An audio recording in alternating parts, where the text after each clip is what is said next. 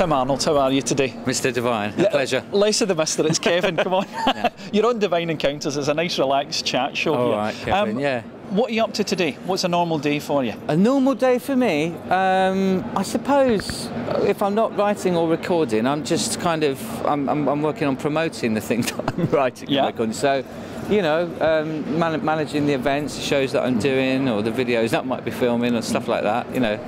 Tell us a wee bit about the songwriting and things that you've got out just now, and some of the shows that you have coming up. Really, it's just been, you know, I've been writing about Soho since I was 19, and it's not the only thing that I write about, but because of my history, my family here, it's you know, this is my roots, I suppose, and I feel passionate about the area. It's changing a lot.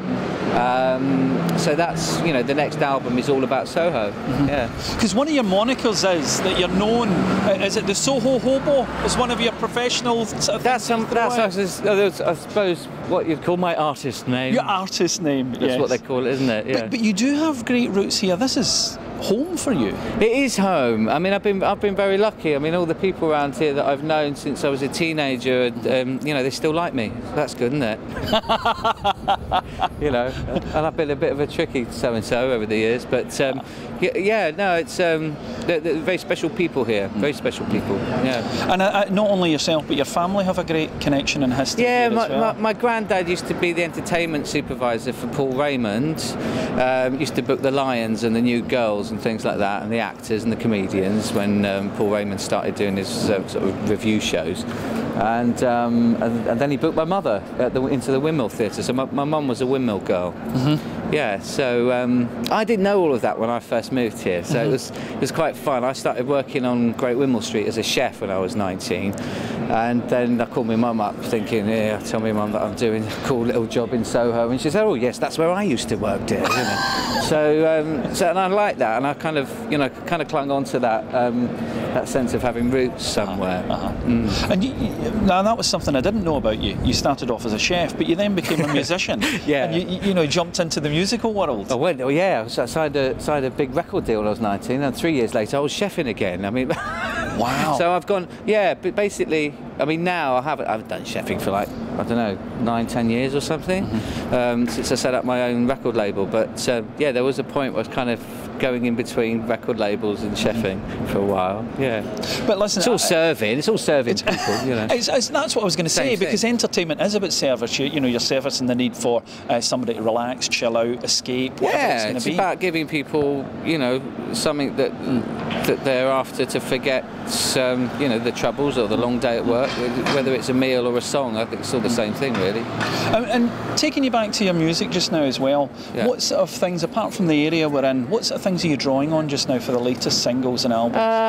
Well, I mean, the first single that I did wasn't meant to be a single. I did about a friend of mine who died, and we from a ketamine overdose, and she was a really popular girl in London, particularly in Camden. Her name was Louise Cattell.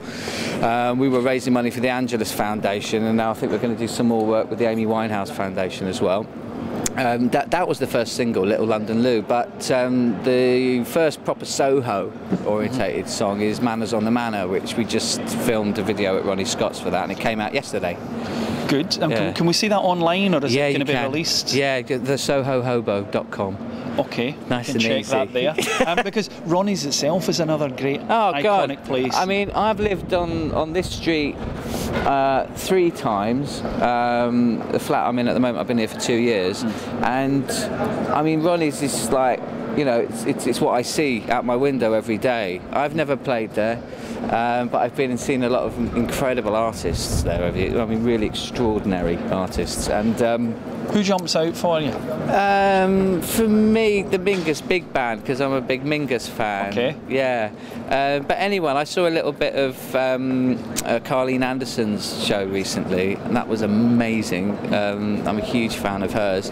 But yeah, I don't really know how we ended up doing the video there, apart from, you know, Simon Cooke and James Pearson and the sort of Ronnie Scott's family. I asked them about, you know, interviewing them for my book. I'm also writing a book called Soho Heroes, and so we did that interview, and I think they realised that my aim is true about the area, that I'm all about celebrating this place, and I just said, you know, will we be able to do a video here? Thinking, of course, they'd sort of go, you know, yes, it's going to cost an enormous amount of money, but actually they were really, really helpful, and you're one of their neighbours.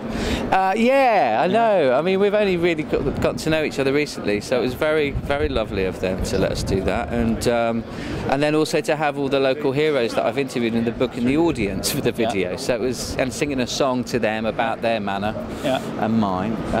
It was very special. Yeah. And who are your musical heroes? Because obviously that's a major part of your life.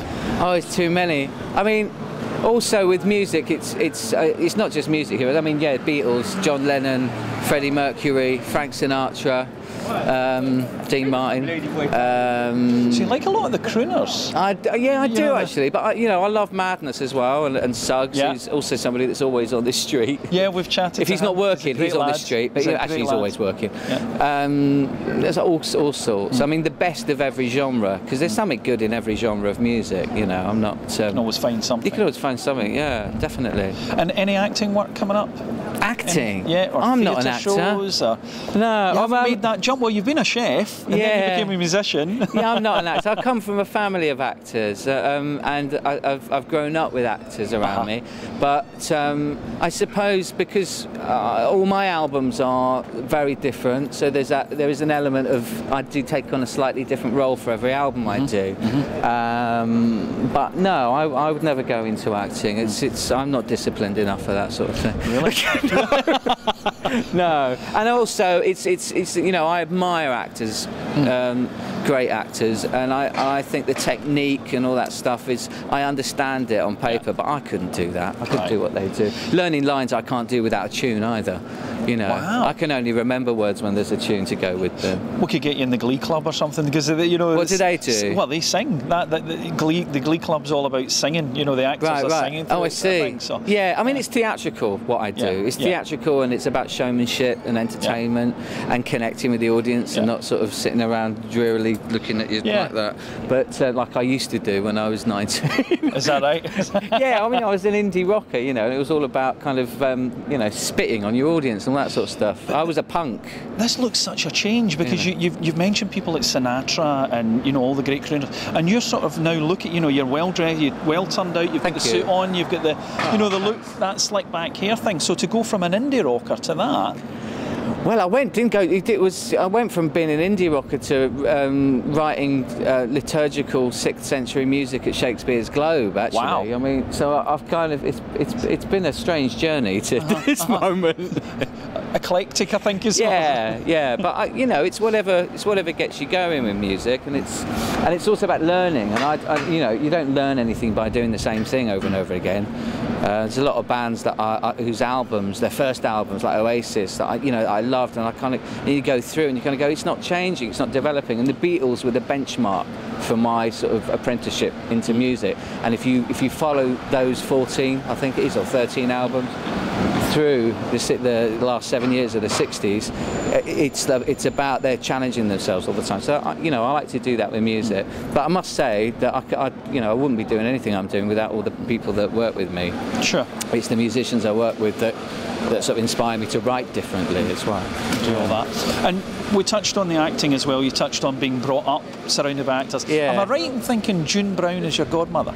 Well, yeah, as far as the press is concerned, forevermore she will be my godmother. Is that not the case? So I'll tell you what, June is one of my dearest friends, and one of my mother's dearest friends, and I've known her since I was 5 years old. Right. So I think godmother is a fitting. It's convenient for them to say that. Yeah, I love her dearly, and she's been incredibly supportive to me over the years. Yeah. And finally today, you have been sort of thrust into the limelight. How is it all going for you? Are you finding it a bit? No, it's fine. Strange, I mean, to be honest, because I've been brought up in Soho. I mean, it's a bit like being on a movie set around here all the time anyway. So I don't mind if you know, I recognise that everyone's got a job to do. People want to read about stuff. It's got nothing to do with who I am. It's got nothing to do with who my girlfriend is. It's to do with television. It's to do with, you know, people, again, like you said, escape, and that's really important. But personally, it's you know, it doesn't matter to me. Good. Yeah. Good. Well, wish you success with the album. Thank you. The video is going to be online at SohoHobo.com. Yep. Yeah. And do you do the Twitter thing and the Facebook thing? I just started doing Twitter. Yeah, I haven't got many followers yet, but kind of getting into it. Yeah. What's your moniker? What's your name? At the Soho Hobo. Right. Yeah. Right. Well, we wish you the best with it. I'm going to go home now and look at the video that has been shot in Ronnie Scott's legendary area, and no doubt you'll see us around here now, hopefully. And it's been a real pleasure. Yeah, to meet it'd be you nice today, to see you around, man. I meet somebody that's really from the area. Like that. All the best, nice bud. to meet you, and good luck with the album. Nice one. Right, Cheers. Thank you.